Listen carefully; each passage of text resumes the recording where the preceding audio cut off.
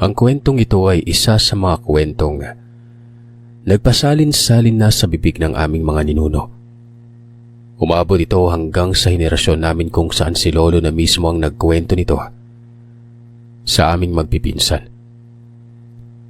Hindi na raw nila alam kung ano ang eksaktong taon na pinangyarihan nito.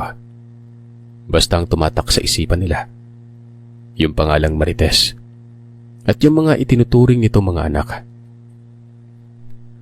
Ayon sa kwento ni Lolo, nakilala daw ng mga taga-Samar si Marites bilang isang babaeng wala sa katinuan. Maraming nag-aakala na baliw ito dahil na rin sa mga kinikilos niya. Madalas umano nilang makita si Marites na naglalakad papunta sa palengke dala ang isang bayong. Araw-araw daw siyang namamalimos ng mga tira-tirang karne na hindi na pwedeng pakinabangan. Kung minsan ay nagnanakaw pa daw siya ng mga nabubulok na karne nun. May mga taong nagmamalasakit sa kanya at nagbibigay sa kanya ng mga gulay. Pero hindi niya tinatanggap ang mga ito. Ayon kasi sa kanya, hindi daw kumakain ng mga gulay ang kanya mga anak. Mga hilaw na karne umano ang paboritong kainin ng mga yon. Napapailing na lamang umano yung mga nakakarinig ng mga sinasabi niya. Lalo nilang iniisip na baliw ito gawa ng alam naman nila na wala siyang isa mang anak. Mag-isa lamang ito sa bahay. Walang pamilya o isa mang kamag-anak nun. Napadpad lamang daw sa lugar na yon si Marites. Ang tanging ikinabubuhay nito, pakikipaglabada. Maayos at malinis naman daw kasi ito maglaba kaya naman marami pa rin ang umuupa sa kanya sa paglalabada. Yung mga nakakakilala sa kanya at madalas niyang makasabayan sa paglalaba sa may ilog, ang madalas niyang napagkakwentuhan tungkol sa mga tinutukoy niya mga anak nun. Si Lola Sabel, ang nanay ng lolo ng tatay ko, ang isa sa mga napagkikwentuhan ito tungkol sa hindi umano'y mga anak niya. Madalas kasi nitong nakakasabay si Marites sa paglalabas sa ilog. Sinabi nito na noong una ay isa lamang ang anak niya pero hindi nagtagal ay nagsama na rin ito ng iba pang batang katulad niya. Hanggang sa umabot na sila sa bilang na 10. Matatakaw umano yung mga anak niya. Mabilis daw nilang nauubos ang pagkain nila gawa ng matulis at matatalim umano ang mga ngipin nila nun. Nang itanong umano ni Lola Sabel kung anong paborito nilang kainin, pabulong nitong sumagot sa kanya at sinabing kahit anong uri ng karne ay paborito nila, mapanabubulok man o hindi. Kahit karne pa umano ng mga tao. Sinabayan niya ito ng malutong na tawa. Tumangu-tangu na lamang daw si Lola Sabel nang marinig yon. Hindi naman daw siya nabahala dahil naisip niya na hindi nga mga tao ang tinutukoy nitong anak. Buong akala niya mga aso o di naman kaya pusa mga yon. Isang araw, napadaan si Lola Sabel sa bahay ni Marites nang minsang nangahoy ito sa kakahuyan na malapit sa bahay nito. Malayo pa lamang daw siya ay nakakaamoy na siya ng hindi kaaya-aya. Mas tumindi yun nung nasa tapat na siya ng bahay. Umaalingasaw ang amoy ng nabubulok na karne. Nang oras na yon ay narinig daw niya si Marites habang tinatawag nito yung mga anak niya. Sinabi pa daw nito na nakahanda na ang pagkain. Dahil na rin sa kuryosidad, minabuti ni Lola na sumilip sa bintana ng bahay nito. Nais niyang makita kung anong klaseng hayop ang mga itinuturing nitong anak. Hindi sementado ang bahay ng ginang. Sadyang magulo ang loob nito. Idagdag pa na talagang mabaho doon. Nang mapatingin ito sa may kusina, ay nakita niya doon si Marites. May hawak ito mga plato na puno ng mga nabubulok at nangingitim na karne. Napakunot-nood daw si Lola Isabel nang mapansin ng malaking butas na mistulang dambuhalang lungga. Naroroon ito sa mismong loob ng kusina, malapit sa maliit na lamesa. Doon inilapag ni Marites sa mga dala niyang karne. At laking gulat niya nang makitang lumabas mula sa butas ang mga sanggol na eksaktong gumagapang at umuupo pa lamang. Alam kong nasa isip niya, Sir Seth. Ultimong si Lola Sabel na naroroon na mga panahon na yon. Hindi siya makapaniwala sa kanyang nakita. Nagsilabasan ang lahat hanggang sa umabot sila sa bilang na 10. Pare-pareho ang laki ng mga ito at pare-pareho din silang walang mga saplot. Doon ay napaisip si Lola kung kaninong anak ang mga ito at kung paano nangyaring nanggaling sa ilalim ng lupa. Ganoon na lamang ang naging pagkagulat ni Lola Sabel nang makitang unti-unting nagpalit ng anyo ang mga sanggol. Nang damputin na nila ang mga karne ay doon na lumabas ang tunay nilang anyo nun.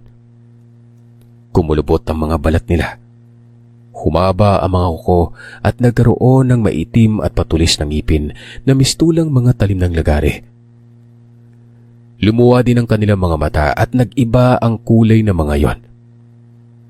May iilan sa kanila na naging kulay pula at meron din namang naging itim na itim ang kulay. Nagtaasan umano ang mga balahibo ni Lola Sabel ng mga oras na ito. Gumapang ang takot at kilabot sa buo niyang katawan. Nang masaksihan ng dalawang mata niya kung paano kainin ng mga nilalang na ito ang mga hawak nilang karne. Tila giling ng bakal umano ang mga ngipin ng mga ito, kung saan sa isang iglap ay naubos na nila ang pagkaing inihanda sa kanila ni Marites. Pagkatapos nilang kumain nun, mabilis na bumalik umano yung mga anyo nila. Isang maamong sanggol. Isa-isang kinarga at hinalikan ni Marites sa mga anak-anakan nito. Makalipas lang ang ilang minuto ay bumalik ang mga yon sa kanilang lungga. Minabuti ni Lola Sabel na umuwi na lamang sa kanilang bahay at huwag nang ituloy ang pangangahoy nun. Wala na rin naman lakas noon ang kanyang mga tuhod dahil sa matinding takot na kanyang naramdaman. Hindi daw niya lubos maisip na totoo pala na may mga tiyanak na nabubuhay sa mundo. Buong akala niya, gawa-gawang kwento lamang ang tungkol sa mga ito. At pinananakot lamang ito ng mga matatanda sa mga batang matitigas ang ulo. Hindi daw niya alam kung paano nangyaring napapaamo sila ni Marites. Siguro, nagpapakita ito ng pagmamahal sa kanila at ipinaparamdam niya yung pagiging ina sa mga yon. Nung una ay pinili ni Lola na manahimik na lang muna. Wala siyang ni isa mang pinagsabihan tungkol sa mga nasaksihan niya sa loob ng bahay ni Marites. Bagamat natatakot siya sa mga posibleng mangyari, ay pinili niyang isara na lamang ang bibig nun. Naisip niya na hanggat hindi nakakasakit ng ibang tao ang mga nilalang na ito ay hindi muna siya makikialam. Alang-alang kay Marites. Makalipas ang ilang buwan, doon na nagsimulang mamirwisyo at malalasa ang mga tiyanak. Hindi lang mga hayop ang pinapatay at kinakain nila. Ultimo mga buntis na nadadamay. Isa sa mga unang naging biktima, si Mildred. Mismong pinsan nito ni Lola Sabel. Siyam na bang buntis si Aling Mildred noon. Ilang araw na lamang ay manganganak na ito. Habang natutulog ito ay bigla siyang nakarinig ng iyak ng sanggol. Napabalikwas siya ng bangon saka siya lumingalinga sa paligid noon. Pinakinggan niyang maigi kung saan nanggagaling ang mga iyak. Dahan-dahan siyang humakbang patungo sa pintuan. Habang papalapit siya doon, ay papalakas naman ng papalakas ang iyak ng sanggol na ito. Pagkabukas niya sa pinto, ay laking gulat umano niya nang makita ang isang duguang sanggol na walang anumang saplot. Sa tansya niya, nasa 5 buwan na yon. Nagmadali daw siyang kargahin ito dahil bigla na lamang bumuho sa malakas na ulan. At nang maipasok niya na ito sa loob ng bahay, ay dali-dali niya itong pinunasan ng malinis na tuwalya. Nagtaka siya dahil napakarami nitong dugo gayong wala naman itong kahit na anong sugat sa katawan. Napapailing na lamang daw siya noon habang patuloy niyang nililinisan ang katawan nito. Walang tigil umano sa paggalaw din ang sanggol sa kanyang sinapupunan.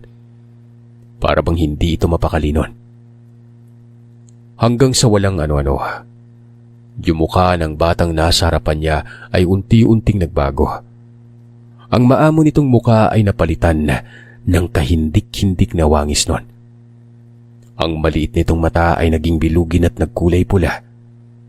Naging kulubot ang balat at tinubuan ng matulis ng ngipin. Isang malakas na sigaw ang kumawala mula kay Aling Mildred. Matapos siyang sunggaban ng tiyanak na nagpanggap lamang palang sanggol. Napangiwi na lamang daw siya matapos kagatin ng munting halimaw ang kanyang kaliwang balikat. Damang-dama niya ang pagbao ng matutulis ng ngipin nito sa kanyang laman. Sumisigaw ito at humihingi ng tulong habang pilit niyang binabaklas ang tiyanak na nakadikit sa kanyang balikat. Ng mga sandaling yon, kitang-kita niyang pag-agos ng sariwang dugo na nanggaling sa kanyang sugatang balikat noon. Dahil sa kanyang matinding takot, nakaramdam siya ng paghilab ng tiyan na agad namang sinundan ng pagputok ng kanyang panubigan. Mas lalo siyang nabahala dahil alam niyang anumang sandali ay manganganak na siya. Patuloy siyang sumigaw. Umaasa itong maririnig ng kanyang mga kapitbahay. Nataon kasi na sa panggabing trabaho ang asawa niya noon, kaya wala siyang kasama sa bahay. Nang dumating ang sandaling ang mismong leeg na niya ang pinupunteriya ng tiyanak na ito, biglang bumukas ang pintuan. Laking pasalamat niya lang nang makita doon ang kanyang mga kapitbahay. Maging ang mga ito ay nagulat nang makita ang tiyanak. Bagamat natakot ay nagtulong-tulong pa rin sila para tulungan si Mildred. Nagsindi sila ng apoy sa sulo at pinaso ang tiyanak. Kagad namang bumitaw ang halimaw at mabilis na tumakbo papalayo. Na makita ng mga kapitbahay niya ang tubig na patuloy na umaagos sa pagitan ng kanyang binti ay kaagad silang tumawag ng komadrona. Natapos ang gabing yun na maayos namang nakapanganak si Mildred pero hindi mawala-wala ang takot sa kanya. Lalo pat meron siyang sanggol na maaaring balikan ng mga halimaw na yon. Kinabukasan ay mabilis na kumalat ang balita tungkol sa mga maaligid na tiyanak. Nang mabalitaan ito ni Lola Sabel, doon na siya nagpasyang sabihin ng tungkol sa mga alaga ni Marites, ang mga tiyanak na itinuturing nitong anak. Una niya itong ikinuwento kay Lolo. Pagkatapos ay nabanggit niya ito kay Mildred nang bisitahin niya ito sa bahay. Mangyak-ngyak umano si Mildred habang ikinikwento sa kanya ang lahat ng takot na naramdaman niya nang gabing sugurin siya ng ganong nilalang. Na mga oras na yon, nakaramdam ng pagsisisi si Lola Sabel dahil inilihim niyang tungkol sa mga ito. Kung kagad daw sana niyang binalaan ang mga kabarangay niya, ay mas naging handa sana yung mga ito sa paparating na panganib na dala ng mga ganitong nilalang. Nagpasya si Lola na sadyain ang kanilang barangay kapitan para ikwento ang tungkol sa mga anak ni Marites. Nais niyang ito na ang gumawa ng aksyon para mapaalis sa mga halimaw. Nang hapong din yun ay nagtungo siya sa bahay ng kanilang kapitan pero wala ito doon. Maging sa mismong barangay hall nila, wala ito. May dinaluhan daw itong pagtitipon sa kabilang bayan. Habang pauwi daw siya sa kanilang bahay ay nakasalubong niya si Marites. May bitbit itong kulay itim na plastik na sobrang baho ng amoy. Galing na naman daw yun marahil sa natapunan ng mga basura at nabubulok na karning nagmumula sa palengke. Nagtaka umano si Lola kung bakit umiiyak si Marites at parang wala ito sa sarili. Nilapitan niya ito at tinanong kung anong nangyari nun. Ayon sa kanya, nawawala umano yung isa sa mga anak niya. Hindi daw niya alam kung nasaan. 2 araw na daw itong nawawala. Naisip ni Lola na baka yun yung tiyanak na umatake kay Mildred. Pero hindi pa man niya na itatanong ang tungkol doon ay muling nagsalita itong babae. Sinabi daw nito na nalulungkot din daw siya sa sinapit ng isa pa niyang anak. Meron daw itong malaking lapnos sa may katawan. Ang ibig sabihin lamang noon na iyong nawawalang tiyanak ay hindi yung umatake kay Mildred noon. Posibleng gumagala pa raw yung isang yon o di kaya naghahanap ng taong magiging biktima. Hindi daw makatulog si Lola Sabel ng gabing ito dahil sa kakaisip doon sa sinabi ni Marites. Bagamat nalulungkot siya para sa posibleng mararamdaman nito, buo na umano yung pasya niya. Lalapit siya sa mga kinauukulan para maaksyonan ng pagsupil sa mga nilalang na ito. Sa bawat pagpikit umano niya, ay tila nakikita niya yung mga katakot-takot na itsura nila. At sa tuwing makakarinig siya ng kaluskos, ay tumatatap ang dibdib niya. Nag-aalala siya na baka paglingon niya ay nasa tabi na niya mga yon. Kinabukasan, hindi na siya nag-aksaya pa ng panahon. Maaga siyang nagtungo sa bahay ng kanilang kapitan. Nadatnan niya ito sa labas ng gate ng kanilang bahay habang masayang nilalaro ang isang sanggol na kasing laki ng mga nakita niya kina Mertes. Hindi daw niya maintindihan kung bakit nag-alangan siyang lumapit. Tila ba may kung anong kabang nabuhay sa dibdib niya. Nang mapatingin umano sa kanyang kapitan ay ngumiti ito.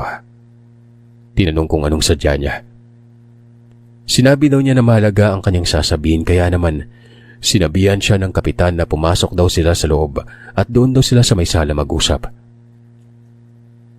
Nang makaupo umano sila, sinimulan ni Lola ang pagkikwento. Hindi pa daw siya natatapos sa sinasabi ay bigla umanong umiyak yung sanggol na karga ng kapitan. Nang mapatingin ito sa sanggol, nakita niyang nakatitig ito sa kanya. Kahit pa may naramdamang takot si Lola, ay ipinagpatuloy pa rin daw niya ang pagkikwento tungkol sa mga tiyanak na minsan nang nakita ng dalawang mata niya. Parang hindi daw makapaniwala ang kapitan tungkol dito. Hindi din daw kasi ito naniniwala sa mga kwento tungkol sa mga tiyanak, aswang o anumang masasamang elemento. Mabuti na lang biglang dumating yung asawa ni Mildred at yung kapitbahay nito na tumulong kay Mildred nung inaatake siya ng tiyanak. Kinausap din nila ang kapitan na tumingin ng tulong para mapuksa ang mga nilalang na nagdadala ng takot sa barangay nila. Nang sabihin ng kapitan na tatawagan niya yung mga konsihal at mga barangay tanod para punta ng bahay ni Marites, bigla na lang nagpumiglas yung kargang sanggol ng kapitan. Tila ba hindi ito mapakali? Doon na naglakas ng loob si Lola para tanungin ng kapitan kung kaninong anak ang hawak nito. Sa pagkakaalam niya walang kahit na isang anak ang kapitan, gawa ng baog ito Nagalangan naman ang kapitan at tila nag-isip pa kung sasagutin niya ang tanong ni Lola. Sinabi niyang inampun nilang sanggol. 2 araw nang nakakalipas. Nakita ito ng kanyang asawa sa harapan mismo ng kanilang gate. Hindi daw nila alam kung sino ang nag-iwan doon sa bata. Umiiyak daw ito at tila gutom na gutom kaya naman inalagaan nila ito. Matapos marinig ito ay nagkatinginan daw si Lola at yung 2 pang nagpunta sa bahay ng kapitan. Iisa lang ang nasa isip nila noon. Pwedeng ang sanggol na ito. Nagbabalat kayo lang. Nagtanong ang asawa ni Mildred kung hindi kaya tiyanak yung bata. Pero dali-dali namang napasigaw itong asawa ng kapitan na hindi daw tiyanak ang anak nila. Nakikinig pala sa usapan Kinuha daw niya ang bata sa kapitan at kinarga. Tinapunan niya ng masamang tingin yung asawa ni Mildred saka na siya padabog na pumasok sa kwarto kasama yung bata. Nangingi naman ng dispensa ang kapitan dahil sa inasal ng asawa niya. Intindin lang daw nila ito dahil matagal na nitong gusto magkaroon ng anak. Pagsapit ng takip silim ay tinungo ng grupo ni kapitan ang bahay ni Marites. Sumama umano noon sina Lola Sabel at yung ilan pa nila mga kapitbahay na nakakita na sa mga tiyanak. Tiniyempo daw nilang nag-aagaw na yung dilim sa sila pumunta para malaman kung talagang magpapakita yung mga nilalang na tinatago nito. Dahan-dahan ang naging pagkakbang nila at sinikap nilang hindi makagawa ng ingay. Nang makalapit daw sila sa bahay, narinig nilang may kinakausap si Marites noon. Una umano ay sumilip sa may bintana sa gawing kusina si kapitan. Napanganga na lamang daw ito sa labis na pagkagulat.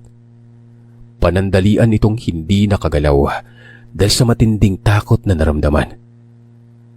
Isa-isa na ring sumilip ang mga barangay tanod at tulad ni kapitan bumakas ang takot sa mukha nila. Isa sa mga tanod ang naglakas ng loob na pasukin ang bahay. Sa pilitan nitong binuksan ang pinto sa likurang bahagi ng bahay na yon, kung saan diretso ito sa kusina. Doon na tumambad sa lahat ng tagpo kung saan magkakasabay na kumakain sina Marites at mga tiyanak na itinuturing niya mga anak nun. Nang makita daw sila ng mga ito ay mas lalong naging mabangis sa mukha nila. Susugod ang mga ito nang bigla silang awatin ni Marites. Sinabihan ng mga iyon na magtago na lang. Sumunod sa kanyang utos ang mga nilalang na yon. Nagsipasukan ang mga ito sa loob ng malaking butas na mistulang lungga nila. Naniklod si Marites sa harapan ng kapiran. Nakiusap siya na hayaan na lamang ang kanyang mga anak at huwag daw nila yung gagalawin. Hindi ito pinakinggan ng kapitan. Binuhusan niya ng gasolina ang butas, saka ito sinilaban. Wala nang magawa si Marites kundi umiyak ng umiyak. Sinubukan pa nitong apulihin ng apoy pero huli ng lahat. Kinabukasan, nagpakamatay si Marites. Hindi siguro nito kinayang sinapit ng mga nilalang na matagal niyang itinuring na anak. Pero ang mas nakakagulat na balita, pumanaw ang asawa ng kapitan. Puno ng sugat ang katawan nito at naliligo sa may sariling dugo ng matagpuan sa silid niya. Ang batang ipinaglaban niya at ninais sa lagaan ang mismong naging mitya ng kanyang kamatayan. Kung nasaan ang batang yon, walang sino man ang nakakaalam. Ito ang kaisa-isang nabuhay sa mga anak ni Marites, na magpasa hanggang ngayon. Walang nakakaalam kung saan ito napadpad.